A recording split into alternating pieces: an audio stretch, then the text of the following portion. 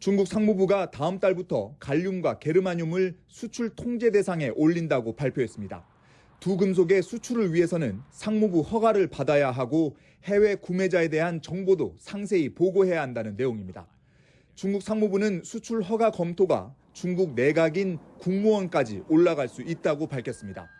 갈륨과 게르마늄은 태양광 패널과 컴퓨터 칩 등 다양한 제품에 널리 사용되는 광물로 유럽연합은 핵심 산업 원료로 분류하고 있습니다. 미 언론들은 미국 정부의 대중국 반도체 제재에 대한 맞대응 성격인 것으로 보고 있습니다. 월스트리트저널은 전문가 말을 인용해 이번 조치가 고성능 반도체 생산에 즉각적인 파급 효과를 가져올 것으로 전망했습니다. 중국이 광물 수출 제한으로 원료난을 일으킬 수 있다는 관측은 꾸준히 제기됐지만 예상보다 시점이 빨랐습니다.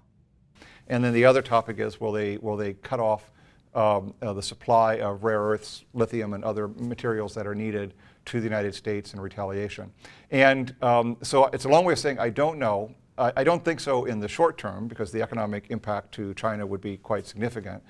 이번 수출 제한 조치는 제닛 옐런 미 재무장관의 방중 직전 발표됐습니다. 조만간 지나 러먼도 미 상무장관도 중국 방문을 앞두고 있습니다.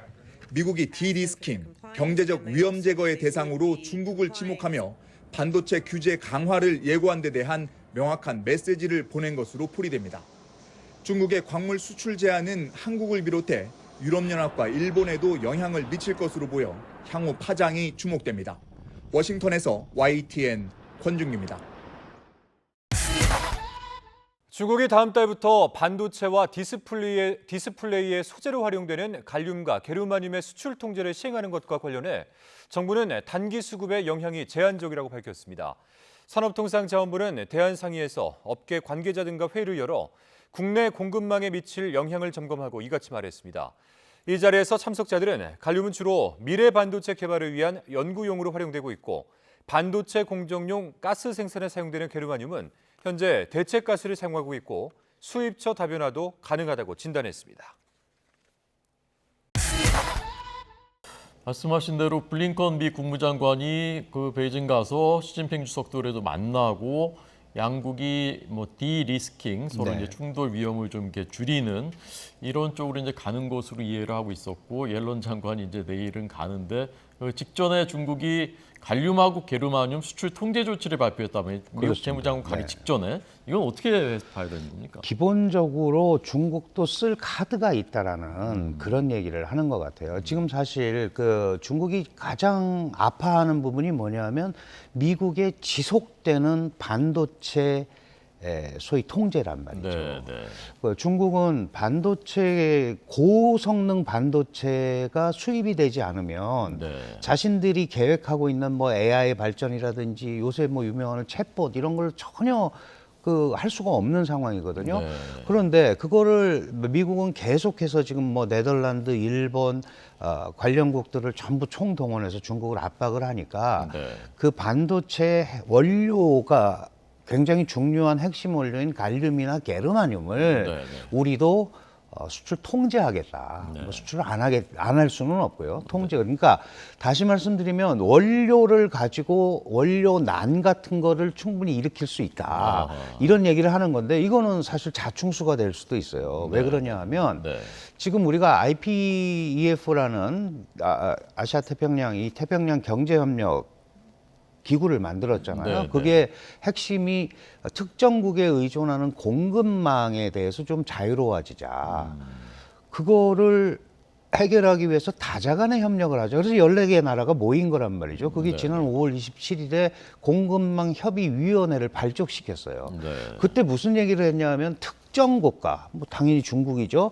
중국이 자신들의 광물이라든가 이걸 카드로 쓸 수 있다. 그런데 이렇게 해버리면 이게 카드로 쓴 거잖아요. 그러면 중국이 IPEF를 통해서 중국을 배제하려는 걸 하지 말라라고 중국 계속 얘기하는데 이게 이렇게 돼버리면 그래서 이렇게 하는 거다라는 명분을 줄 수가 있기 때문에 이제 중국도 고민스럽죠. 고민스러움에도 불구하고 이런 것들을 할 수 있기 때문에 협력을 하자라는 그런 메시지로 받아들여야죠. 제니디 옐런 미 재무장관이 이제 친중파다라고 이제 보는 네네. 분들도 있던데 이번에 이제 중국 가서 얘기를 하면 어떤 얘기가 오갈 것이고 어떤 성과가 있을 수 있습니까? 이 옐런 재무장관은 미국과의 디커플링이 불가능하다고 주장하는 사람이에요. 아, 예. 그러니까 트럼프 행정부, 그다음에 바이든 행정부 초기에 중국을 완전히 배제하는 디커플링을 하자라고 얘기했을 때 그건 네. 불가능하다. 이제 그렇게 얘기를 했었기 때문에 그런 부분에서 지금 뭐 디커플링과 디리스킹이라는 게 도대체 어느 정도 차이가 나는 거냐에 대해서는 이제 여러 가지 설이 있습니다만은 네, 네. 어쨌든 디리스킹이라는 말을 쓰면서 중국을 완전히 배제하겠다는 건 아니잖아요. 네, 네. 그럼 위험을 관리하겠다는 거니까 그런 부분에 대해서 서로 이제 얘기할 부분이 충분히 있겠죠. 구체적으로 어떤 뭐 성과를 거두는 합의를 하기는 어렵습니다.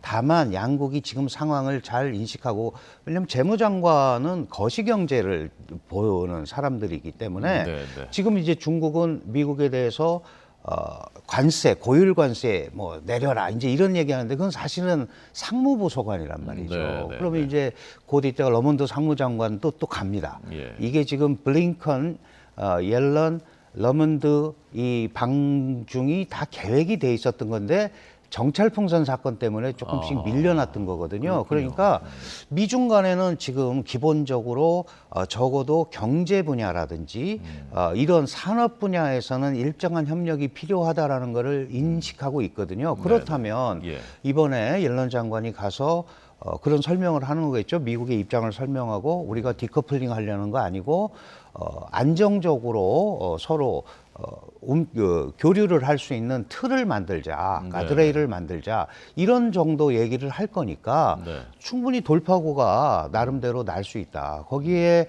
지금 중국 같은 경우도 수출도 부진하고 소비도 부진하고 그다음에 이제 무엇보다도 국민들의 신뢰를 잘 못 얻고 있습니다. 중국 정부의 경제 정책 방향이 네. 소비를 진작하려면은 돈을 써야 되는데 지금 이 경기 회복에 대한 자신감이 없으니까 중국 사람들이 돈이 생겨도 소비를 하는 게 아니고 저축을 한단 말이죠. 그렇군요.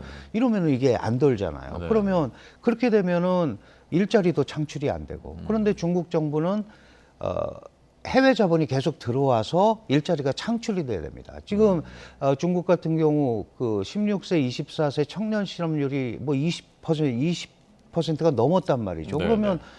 5명 중에 1명은 지금 실업자라는 얘기거든요. 그럼 이제 이걸 어떻게 처리할 거냐. 그러니까 네. 이런 미국의 경제 수장들이 중국을 방문하고 이런 걸 통해서 중국도 우리가 가둬놓고만 있으려는 게 아니다라는 네. 대외 메시지를 주는 예. 이중적 효과를 노리고 있는 것 같습니다. 네.